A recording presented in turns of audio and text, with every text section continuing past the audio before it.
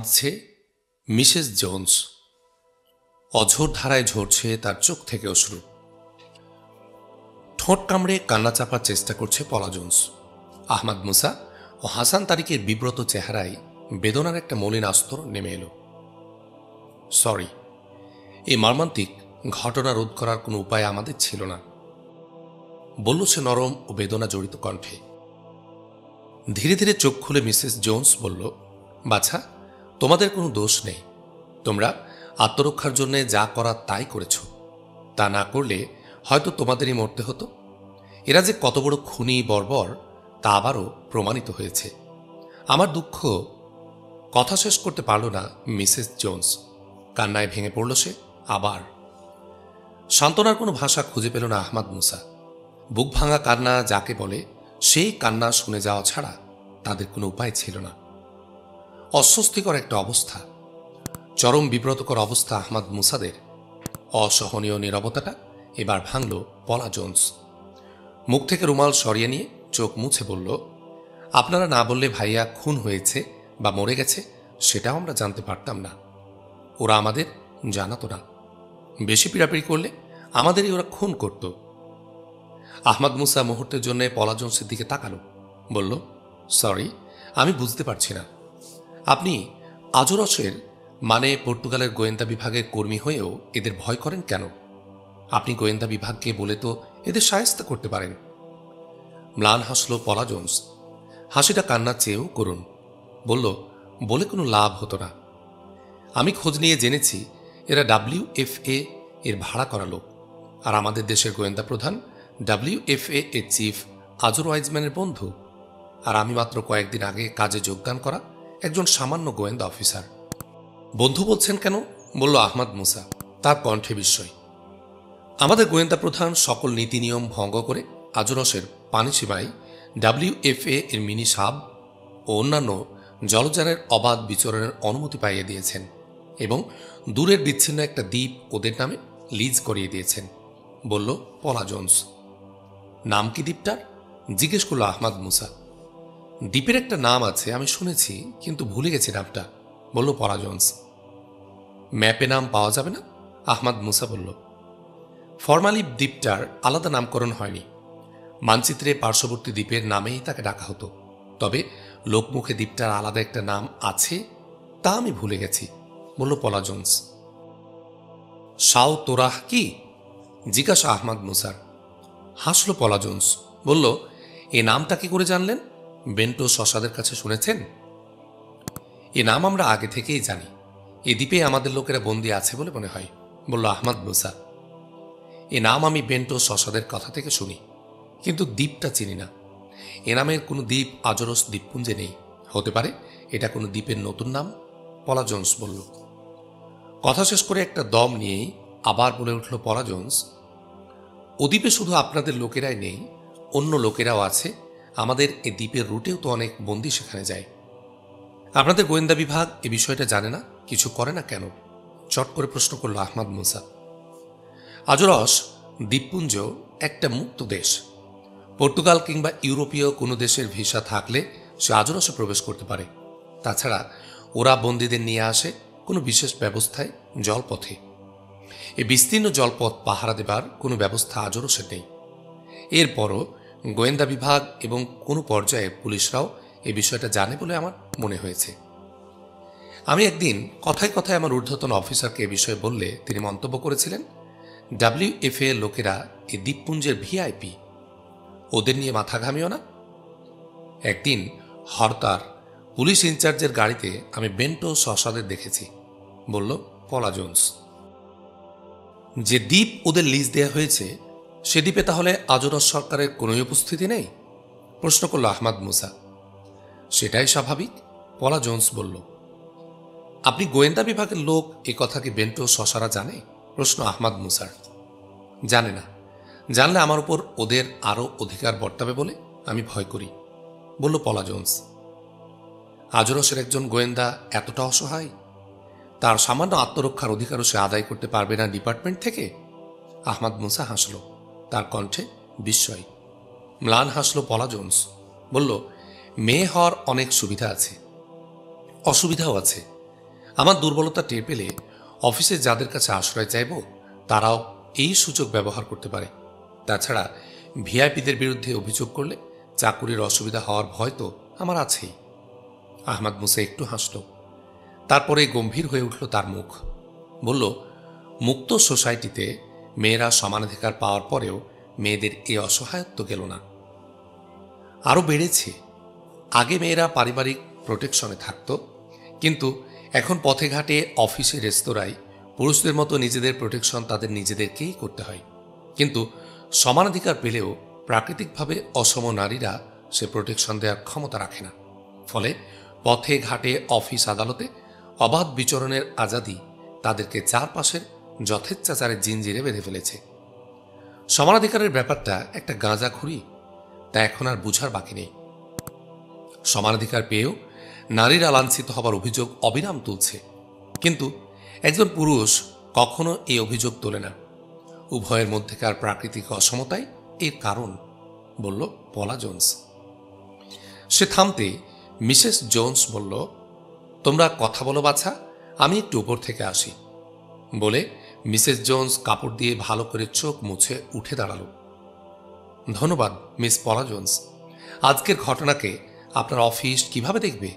আহমদ মুসা বলল, আমি এতে ইনভলভড আছি, এ কথা আমি কিছুতেই প্রকাশ করব না। প্রমাণ হয়েছে বেন্টো, শশা, এক বিশ্ব, এক জাতি, এক দেশ, জাতি, এনজিও এর এমানুয়েলরা সবাই WFA লোক। এই ঘটনার জন্য গোয়েন্দা বিভাগ উল্টো আমাকে দায়ী করতে পারে। তার চেয়ে বড় কথা হলো, এ কথা প্রকাশ হলে আমি WFA এর টার্গেটে পরিণত হব। ভাইয়াকে ওরা মেরেছে, আমাকেও মারবে, বলল শুষ্ক কণ্ঠে পলা জোন্স, তার চোখে মুখে ভয়ের চিহ্ন। কিন্তু আমার বিশ্বাস আপনাদের গোয়েন্দা বিভাগ এবং WFA সম্মিলিতভাবে বের করতে চেষ্টা করবে কারা এ ঘটনার সাথে জড়িত। বেন্টো ও শশারা এ বাড়িতে থাকতো, এ খবর তাদের জানা থাকতে পারে, বলল আহমদ মুসা। তাহলে? কথা শেষ না করেই থেমে গেল পলা জোন্স, তার কণ্ঠে উদ্বেগ ঝরে পড়ল। উদ্বিগ্ন হওয়ার কিছু নেই মিস পলা জোন্স, ওদের কাজ ওরা শুরু করুক, আমাদেরও কিছু করতে হবে। আহমদ মুসা বলল, WFA আপনাদের লোকদের কেন বন্দি করে রেখেছে তা কিন্তু বলেননি, বলল পলা জোন্স। আপনি কিছু কি আন্দাজ করেন? মুখে একটু হাসি টেনে জিজ্ঞেস করল আহমদ মুসা। আপনাদের যারা বন্দি আছে তারা কি মুসলমান? প্রশ্ন পলা জোন্সের। হ্যাঁ, মুসলমান, আহমদ মুসা বলল। তাহলে বন্দিটা রাজনৈতিক উদ্দেশ্যপ্রসূত?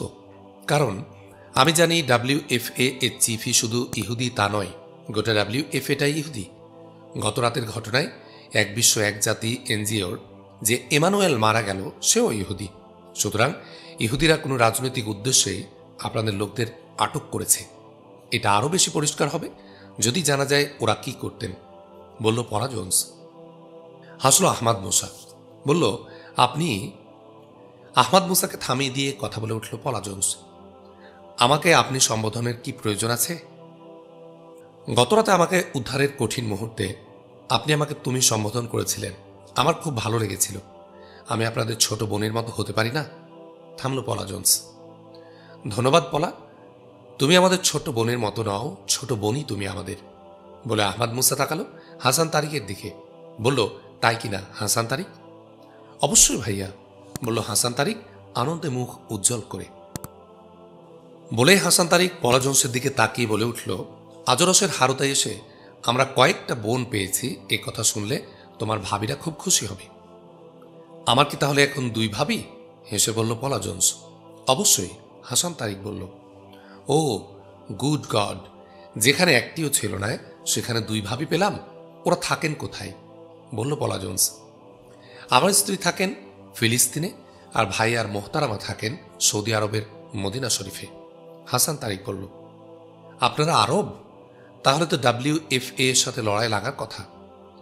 যারা আজর ওয়াইজম্যানের হাতে আটক আছেন ওরা কোন দেশের? জিজ্ঞেস করল পলা জোন্স। ওরা 7 জন 6 দেশের, 2 জন তুরস্কের, ইরান, মিশর, লিবিয়া, ইন্দোনেশিয়া ও স্পেনের 1 জন, বলল আহমদ মুসা। বোধহয় একই সাথে ধরেছে, কিন্তু একসাথে পেল কি করে? পলা জোন্স বলল, তার চোখে মুখে বিস্ময়।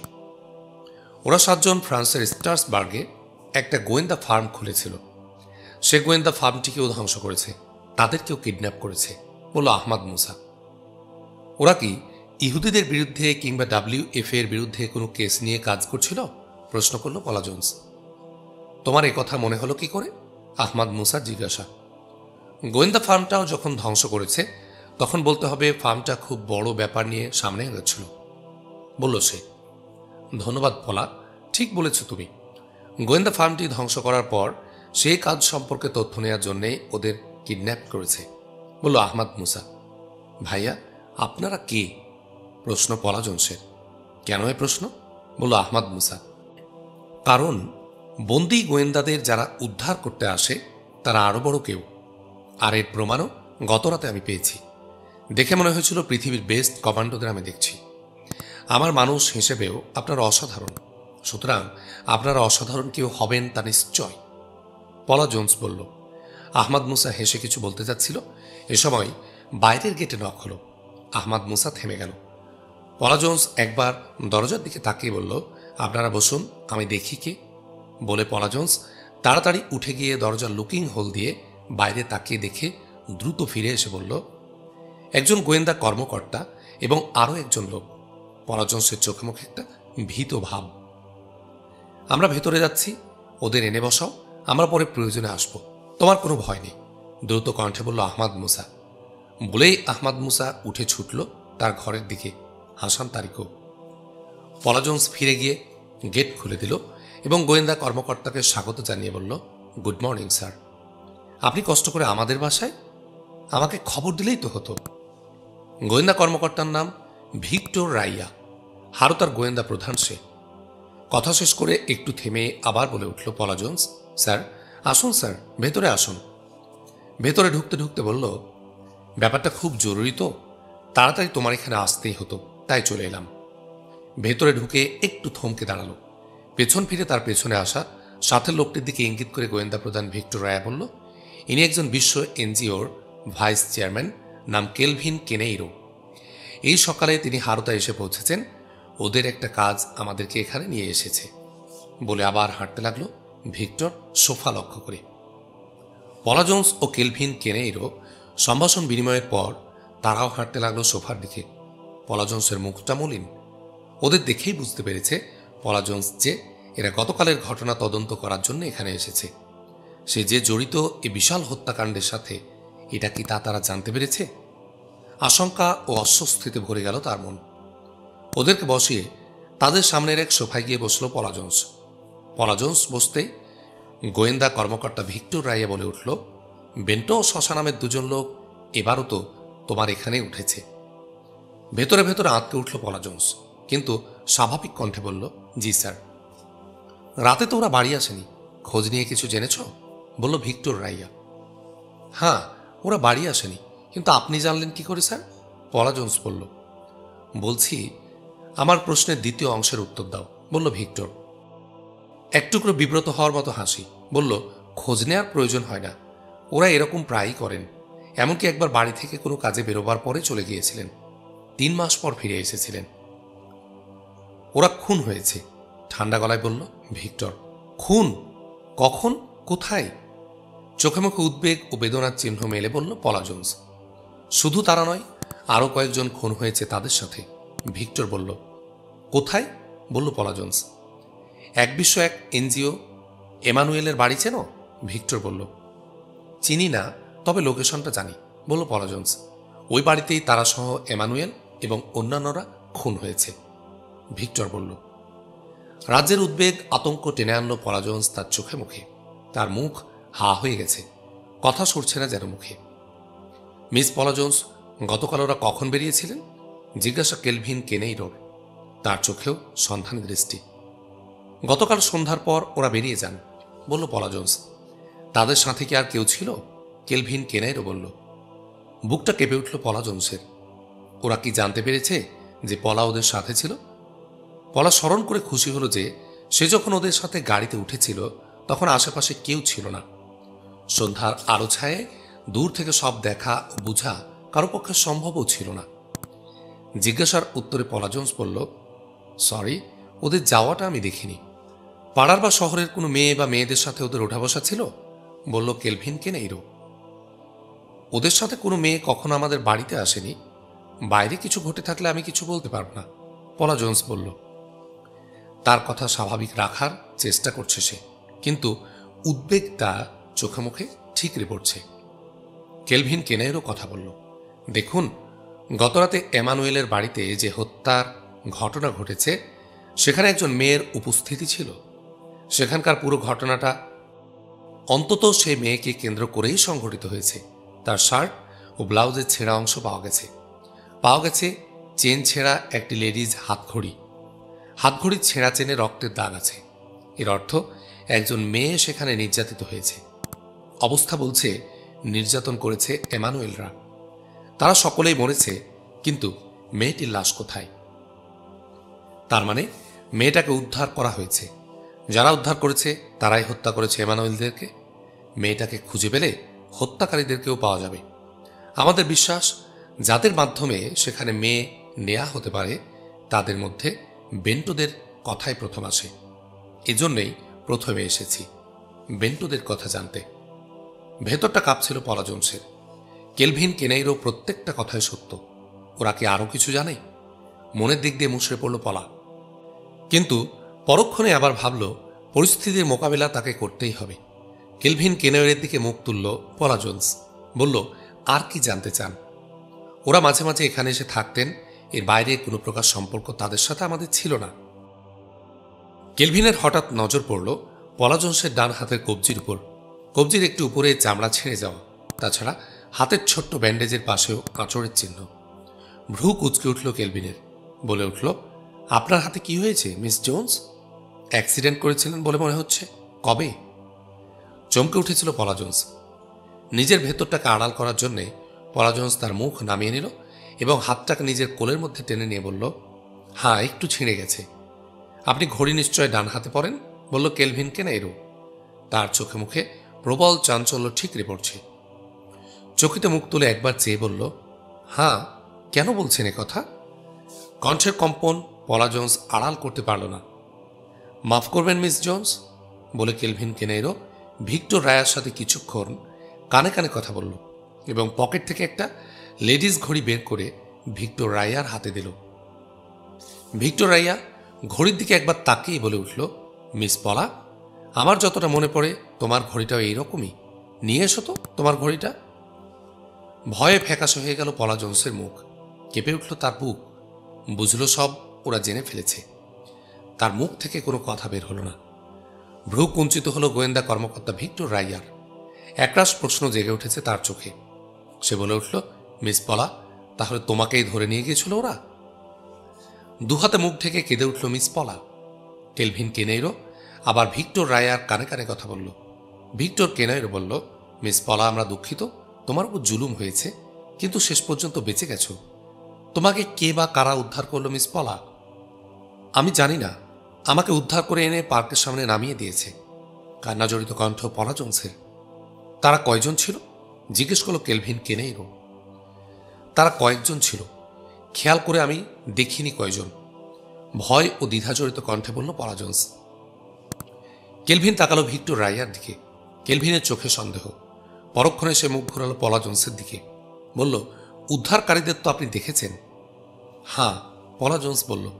দেখলে তো নিশ্চয়ই চিনতে পারবেন, কেলভিন বলল। আলো আধারের মধ্যে দেখেছি তো, বলল পলা জোন্স। আবার দ্বিধাজড়িত কণ্ঠ তার। কেলভিন কেনেইরো তাকালো ভিক্টর রায়ার দিকে। তার চোখে বিরক্তির ভাব সুস্পষ্ট। বলল, মিস্টার রাইয়া, চলুন একে আমাদের অফিসে নিয়ে যাই। ফাইলে আমাদের প্রচুর ফটো আছে। ক্রিমিনাল থেকে অস্ত্রবাজ কেউ বাদ নেই। ফাইল দেখে পলা জোন্স আমাদের মূল্যবান সহযোগিতা করতে পারবেন। সেটাই ভালো, তাই চলুন, বলল ভিক্টর রাইয়া। মুখ শুকিয়ে এতটুকুন হয়ে গেল পলা জোন্সের। ভয় ও উদ্বেগে আচ্ছন্ন হয়ে গেল তার চোখ মুখ। মুখ থেকে কোনো কথা সরল না তার। ভিক্টর রায়াই কথা বলে উঠল আবার, তৈরি হয়ে নিন মিস পলা। ভিক্টর রায়ার কথা শেষ হবার আগে ড্রয়িং রুমে প্রবেশ করল মিসেস জোন্স। পলা, কোথাও যাচ্ছিস নাকি? বলে মিসেস জোন্স ভিক্টর রায়া ও কেলভিন কেনেইরোর দিকে বিস্ময়ের চোখে তাকালো। পলা জোন্স কম্পিত গলায় ভিক্টর রায়াকে দেখিয়ে বলল, ইনি হারতার গোয়েন্দা বিভাগের ডিজি। আর কেলভিন কেনাইরোকে দেখিয়ে বলল, ইনি গতরাতে যিনি মারা গেছেন সে এমানুয়েলের দলের একজন বড় কর্মকর্তা। এরা গতরাতের ঘটনার তদন্তে এসেছেন। ওয়েলকাম আপনাদের, কিন্তু পলা কোথাও যাবে যেন বলছিলেন, বলল মিসেস জোন্স ভিক্টর রায়াকে লক্ষ্য করে। মিস্টার কেলভিনের অফিসে। মিস পলাকে উদ্ধার করতে গিয়ে কারা হত্যাকাণ্ড ঘটায় নানা কারণে এটা আমাদের জানা দরকার। তাদেরকে চিহ্নিত করার ব্যাপারে আমরা মিস পলার সাহায্য চাই। কিছু জানতে চাই তার কাছ থেকে, ভিক্টর রাইয়া বলল। শুনে উদ্বেগ ফুটে উঠল মিসেস জোন্সের চোখে মুখে। একটু ভেবে বলল, পলার যাওয়ার দরকার কেন? এখানেই তাকে জিজ্ঞাসাবাদ করুন। আমার মনে হয় সে তেমন কিছু বলতে পারবে না। সে তো মহা আতঙ্কগ্রস্ত হয়ে নিজেকে নিয়েই ব্যস্ত ছিল। কোনো দিকে নজর দেওয়ার তার সুযোগ ছিল কোথায়? তবু একমাত্র উনিই সেই লোকদেরকে দেখেছেন। ওদের খুঁজে পাওয়ার ব্যাপারে একমাত্র উনিই সাহায্য করতে পারেন, বলল কেলভিন কেনাইরো দৃঢ় কণ্ঠে। কিন্তু কালকের ঘটনার পর তাকে আমি এভাবে ছাড়তে পারি না। গতকালের বুকের কাঁপুনি আমার আজও শেষ হয়নি, মিসেস জোন্স বলল। কিন্তু ম্যাডাম জোন্স, তাকে তো যেতেই হবে। গতকালকের ঘটনা ছোট্ট কিছু নয়, বলতে গেলে গণহত্যা সংঘটিত হয়েছে। যারা এটা ঘটিয়েছে তারা মিস পলাকে উদ্ধার করেছে বটে, কিন্তু উদ্ধার করতে শুধু তারা গিয়েছিল বলে আমাদের মনে হয় না। মিস পলার উদ্ধার একটা আনুষঙ্গিক ঘটনা। আসল লক্ষ্য তাদের কি তা আমাদের জানা দরকার। সুতরাং মিস পলাকে আমাদের সাথে যেতেই হবে, বলল কেলভিন কেনাইরো। তার কণ্ঠ কঠোর শোনাল। মিসেস জোন্স, মিস্টার কেলভিন যা বলতে শুরু করেছিল ভিক্টর রাইয়া। এ সময় আকস্মিক বাজ পড়ার মতো প্রচণ্ড শব্দে ড্রয়িং রুমের বাইরের দরজা খুলে গেল। দরজা দিয়ে ঝড়ের বেগে প্রবেশ করল দুজন মুখোশধারী। দুজনের শরীর ঢাকা বিশেষ এক ইউনিফর্মে, দুজনের হাতে উদ্যত রিভলভার। কে আপনারা? বলে চিৎকার করে উঠে দাঁড়াচ্ছিল মিসেস জোন্স। মুখোশধারীদের একজন অস্বাভাবিক ভারী কণ্ঠে পর্তুগিজ ভাষায় জিজ্ঞেস করে উঠল, যে যেভাবে আছেন সেভাবে থাকুন, 1 ইঞ্চি নড়লে মাথার খুলি উড়ে। মুখোশধারীর কথা শেষ হওয়ার আগেই চোখের পলকে কেলভিন কেনাইরোর পকেট থেকে রিভলভার বের করে মুখোশধারীদের লক্ষ্যে তুলেছিল। কিন্তু তার আগেই মুখোশধারীর কথা থেমে গেল এবং সঙ্গে সঙ্গে তার রিভলভার অগ্নিবৃষ্টি করল। গুলি গিয়ে কেলভিনের হাতের কবজিতে লাগতে রিভলভার পড়ে গেল তার হাত থেকে। গুলি করে মুখোশধারীটি পাশের সাথীর উদ্দেশ্যে বলল, কেলভিনকে ঘুম পাড়িয়ে গাড়িতে তুলে নাও। সঙ্গে সঙ্গে দ্বিতীয় মুখোশধারীটি দ্রুত এগোল কেলভিনের দিকে এবং পকেট থেকে ক্ষুদ্র স্প্রেয়ার বের করে কেলভিনের নাকে স্প্রে করল। মুহূর্তেই তার দেহ সোফায় ঢলে পড়ল। দ্বিতীয় মুখোশধারীটি কেলভিনের সংজ্ঞাহীন দেহ পাঁজাকোলা করে তুলে নিয়ে পেছন ফিরে দরজার দিকে হাঁটতে লাগল। তার আগেই প্রথম মুখোশধারী দ্বিতীয় মুখোশধারীর হাত থেকে স্প্রেয়ার নিয়ে নিয়েছে। কেলভিনকে নিয়ে দ্বিতীয় মুখোশধারী বেরিয়ে গেলে প্রথম মুখোশধারী বাম হাতে স্প্রেটা রেখে ডান হাতে রিভলভার তাক করল ভিক্টর রাইয়া, মিসেস জোন্স ও পলা জোন্সের দিকে। বিমূঢ় ভিক্টর রাইয়া অনেকটা মরিয়া হয়েই বলল, আপনারা কে? এসব কিন্তু ভালো হচ্ছে না, আমরা সরকারি লোক। প্রথম মুখোশধারী অস্বাভাবিক ভারী কণ্ঠটা সিংহের মতো গর্জন করে বলে উঠল, হ্যাঁ, আপনিও পলা জোন্স সরকারি লোক, কিন্তু নির্লজ্জের মতো বিদেশি ষড়যন্ত্রকারী কেলভিনদের ভাড়া খাটাচ্ছেন। তাদের হাতে আজরস দ্বীপপুঞ্জকে ইজারা দিয়ে বসে আছেন। আজরসবাসী আপনাদেরও বিচার করবে, বলে মুখোশধারীটি তার হাতের স্প্রেয়ার বোতাম টিপে ভিক্টর রাইয়া, পলা জোন্স, মিসেস জোন্সের উপর ঘুরিয়ে নিল। মুহূর্তের মধ্যে তারা সংজ্ঞাহীন হয়ে ঢলে পড়ল সোফার উপরে। প্রথম মুখোশধারী গিয়ে গাড়িতে উঠতেই গাড়িটা ছেড়ে দিল। দ্বিতীয় মুখোশধারী আগে গিয়ে ড্রাইভিং সিটে বসেছিল, আর প্রথম মুখোশধারী পেছনের সিটে গিয়ে বসেছে। তার সামনে গাড়ির মেঝের উপর কেলভিনের সংজ্ঞাহীন দেহ। গাড়িটা ছুটছে। প্রথম মুখোশধারী দ্বিতীয় মুখোশধারীকে লক্ষ্য করে বলল, হাসান তারিক, গাড়ির নাম্বার প্লেট বদলেছ তো? জি ভাইয়া, বলল হাসান তারিক। ওদিকে প্রথম ঘুম ভাঙল ভিক্টর রাইয়ার। সে লাফ দিয়ে উঠে বসে ছুটল বাইরে। দেখল তার গাড়ি নেই। দ্রুত পকেট থেকে বের করলো তার মোবাইল। প্রথমেই টেলিফোন করলো হেডকোয়ার্টারে। তার গাড়ির নাম্বার জানিয়ে দিয়ে বলল, যেখানে পাও গাড়িতে আটকাও এবং গাড়ির সবাইকে গ্রেফতার করো। আহত কেলভিনকে তাড়াতাড়ি ক্লিনিকে নেবে। এরপর ভিক্টর রাইয়া দ্বিতীয় টেলিফোনটি করল আজর ওয়াইজম্যানকে, তাকে সব কথা জানালো। টেলিফোনের ওপ্রান্ত থেকে উত্তেজিত আজর ওয়াইজম্যান বলল, ওরা কি গঞ্জালদের লোক, না ভেতরের অন্য কোনো জাতীয়তাবাদী গ্রুপ? কোনো সন্দেহ? এরাই গত রাতে এমানুয়েলদের বাড়িতে গণহত্যা সংগঠিত করেছে। যাই হোক, যে কোনোভাবে ওদের পাকড়াও করা চাই, আমি দ্বিতীয় কলের অপেক্ষা করছি। ভিক্টর রাইয়া মোবাইল বন্ধ করে পলা জোন্সদের ড্রয়িং রুমে প্রবেশ করল। তখনও পলা জোন্স ও মিসেস জোন্সের জ্ঞান ফেরেনি। ভিক্টর রাইয়া ঠান্ডা পানি এনে ওদের চোখে মুখে ছিটিয়ে ওদের জ্ঞান ফিরিয়ে আনল। মিসেস জোন্স উঠে বসে পলা জোন্সকে জড়িয়ে ধরে বলল, এসব কি সর্বনেশে কাণ্ড করছে? বলে মিসেস জোন্স ভিক্টর রায়ার দিকে ফিরে বলল, দোহাই, আমার মেয়ের কোনো দোষ নেই। তাকে ওরা ধরে নিয়ে গিয়েছিল, প্রাণে বেঁচে এসেছে, তাকে আর কোথাও নেবেন না দয়া করে। না মিসেস জোন্স, মিস পলাকে এখন কোথাও নিচ্ছি না। মিস্টার কেলভিন ফিরে এলে দেখা যাবে কি করা যায়। আমার মনে হচ্ছে মিস পলা ওদের নিশ্চয়ই চেনে না এবং তাদের সাথে কোনো সম্পর্কও নেই। এখন যারা হামলা করেছিল তারাই সম্ভবত গতরাতে এমানুয়েলের বাড়িতে ঘটনাটি ঘটিয়েছিল। এরা আমাদের সবার জন্যই বিপজ্জনক, বলল ভিক্টর রাইয়া। বিস্ময় ফুটে উঠল মিসেস জোন্সের চোখে মুখে।